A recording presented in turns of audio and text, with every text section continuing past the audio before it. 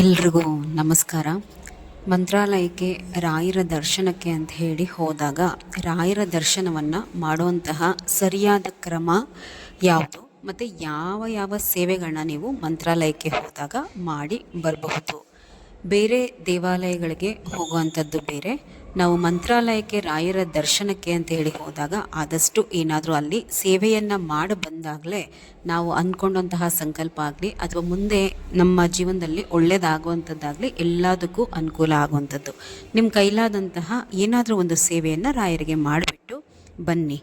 ದರ್ಶನ ಮಾಡುವಂಥದ್ದು ಅಂತಂದರೆ ಅನುಕೂಲ ಇರುವಂತಹವರು ತುಂಗಾ ನದಿಯಲ್ಲಿ ಸ್ನಾನವನ್ನು ಮಾಡಿ ಮಡಿ ಬಟ್ಟೆಯನ್ನು ಹಾಕ್ಕೋಬೇಕು. ಮೊದಲು ರಾಯರ ದರ್ಶನಕ್ಕೆ ಹೋಗೋದಕ್ಕಿಂತ ಮುಂಚೆ ತಾಯಿ ಮಂಚಾಲಮ್ಮನ ದರ್ಶನವನ್ನು ಪಡೆದು ಹೆಣ್ಮಕ್ಳು ಅಲ್ಲಿರುವಂತಹ ಅರಿಶಿನ ಕುಂಕುಮವನ್ನು ಹಚ್ಕೊಂಡು ತಲೆಗೆ ಒಂದು ಹೂವನ್ನು ಇಟ್ಕೊಂಡು ರಾಯರ ದರ್ಶನಕ್ಕೆ ಅಂತ ಹೇಳಿ ಹೋಗಿ. ಏಕಾಏಕಿ ಹೋಗಿ ಸರದಿಯಲ್ಲಿ ನಿಂತ್ಕೋಬಾರ್ದು.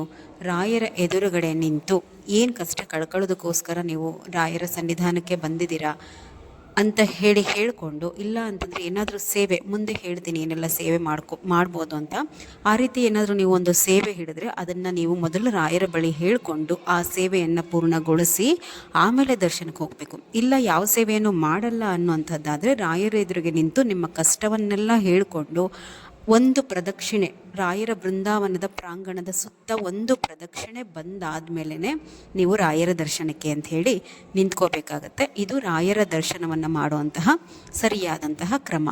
ಮಂತ್ರಾಲಯಕ್ಕೆ ಹೋದಾಗ ಆದಷ್ಟು ದಯವಿಟ್ಟು ಒಂದು ಪೂರ್ತಿ ದಿನವಾದರೂ ಸಹ ಅಲ್ಲಿ ಉಳ್ಕೊಂಡು ಸೇವೆಯನ್ನು ಮಾಡಿ, ನಿಮಗೆ ಸಮಯ ಅವಕಾಶ ಇದ್ದರೆ ಇದು ಅತ್ಯಂತ ಶ್ರೇಷ್ಠ.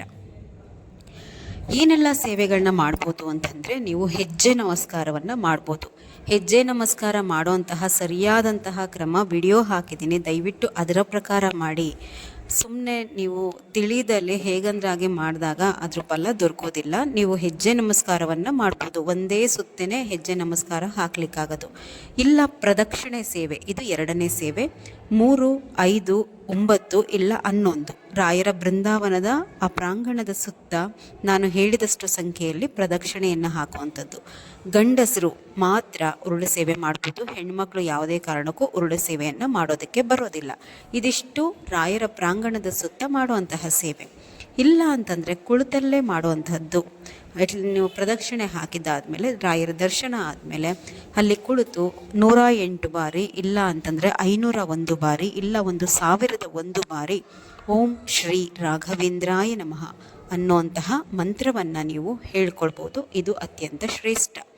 ಇದು ಬಿಟ್ಟರೆ ಗಾಯತ್ರಿ ಮಂತ್ರ, ರಾಯರ ಗಾಯತ್ರಿ ಮಂತ್ರವನ್ನು 21 ಬಾರಿ ಅಥವಾ 48 ಬಾರಿ ಆದರೂ ನೀವು ಹೇಳ್ಕೊಡಿ ರಾಯರ ದರ್ಶನ ಆದಮೇಲೆ ಅಲ್ಲಿ ಪ್ರಾಂಗಣದಲ್ಲಿ ಕುಳಿತುಕೊಂಡು. ಮಂತ್ರಾಲಯಕ್ಕೆ ಹೋದಾಗ ಆದಷ್ಟು ನಿಮ್ಮ ಗಮನವನ್ನು ರಾಯರ ಸೇವೆ ಕಡೆ, ಅವರ ಸ್ಮರಣೆ ಮಾಡೋ ಕಡೆ ನೀವು ಕೇಂದ್ರೀಕರಿಸಿದಾಗ ಮಾತ್ರ ನಿಮ್ಮ ದರ್ಶನಕ್ಕೆ ಒಂದು ಅರ್ಥ ಬರುತ್ತೆ, ನಿಮ್ಮ ಕಷ್ಟ ಕಳೆಯುತ್ತೆ. ಅಲ್ಲಿ ಹೋಗಿ ರೀಲ್ಸ್ ಮಾಡೋದು, ಬೇರೆ ಅನ್ಯ ಚಟುವಟಿಕೆಗಳಲ್ಲಿ ನಿಮ್ಮನ್ನು ನೀವು ತೊಡಗಿಸ್ಕೊಂಡಾಗ ಅದು ಅಷ್ಟು ಒಳ್ಳೆಯದಲ್ಲ. ರಾಯರ ಸನ್ನಿಧಾನದಲ್ಲಿ ಆ ಥರ ಎಲ್ಲ ಮಾಡೋದು ಅಂತ ಹೇಳಿ ನನ್ನ ಅನಿಸಿಕೆ. ಆದಷ್ಟು ಅಲ್ಲಿ ಹೋದಾಗ ನಮ್ಮ ಮನವನ್ನು ದಂಡಿಸಿ ಅವರಿಗೆ ಸೇವೆ ಮಾಡಿ ನೋಡಿ. ನೀವು ಅಲ್ಲಿಂದ ಬಂದು ಸ್ವಲ್ಪ ದಿನಗಳಲ್ಲೇ ನಿಮಗೆ ಒಂದು ಒಳ್ಳೆಯದು ಅನ್ನೋಂಥದ್ದು ಖಂಡಿತ ಏನಾದರೂ ನಿಮ್ಮ ಜೀವನದಲ್ಲಿ ನಡೆಯುತ್ತೆ. ಇದು ನನ್ನ ಸ್ವತಃ ಅನುಭವ. ನಾನು ಮಂತ್ರಾಲಯಕ್ಕೆ ಹೋಗಿ ಬಂದಾಗ ನಾನು ಅನುಭವಿಸಿರುವಂಥದ್ದು. ಆದಷ್ಟು ರಾಯರ ಸೇವೆ ಮಾಡಿ ಅಲ್ಲಿ ಹೋದಾಗ ಅವರ ಕೃಪೆಗೆ ಪಾತ್ರರಾಗಿ. ಇನ್ಫಾರ್ಮೇಷನ್ ಇಷ್ಟ ಆಗಿದರೆ ಒಂದು ಲೈಕ್ ಮಾಡಿ, ಗೊತ್ತಿರೋರೊಟ್ಟಿಗೆ ಶೇರ್ ಮಾಡಿಕೊಳ್ಳಿ. ಎಲ್ರಿಗೂ ನಮಸ್ಕಾರ.